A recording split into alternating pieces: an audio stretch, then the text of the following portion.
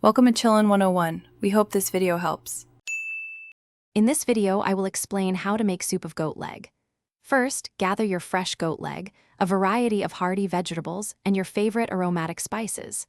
Next, prepare all your ingredients by washing, chopping, and seasoning them thoroughly. Then, you'll gently simmer everything together to create a rich, flavorful broth.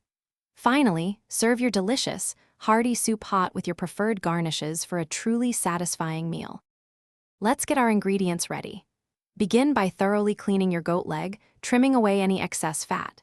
Next, chop your vegetables like carrots, celery, and onions into consistent 1-inch pieces. Don't forget to mince several garlic cloves and grate some fresh ginger. These add wonderful depth.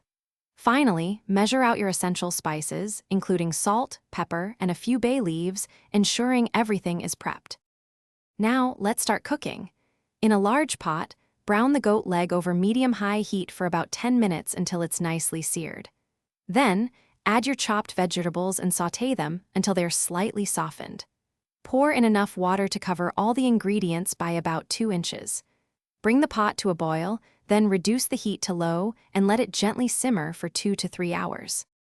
Almost done. As your soup finishes simmering, skim off any foam or excess fat that rises to the surface. Taste the broth and adjust the seasoning with additional salt and pepper as needed. Carefully remove the goat leg, shred the tender meat from the bone, and return it to the pot. Finally, garnish your delicious, homemade goat leg soup with fresh herbs like cilantro or parsley before serving. Thanks for watching. Consider subscribing if we helped you.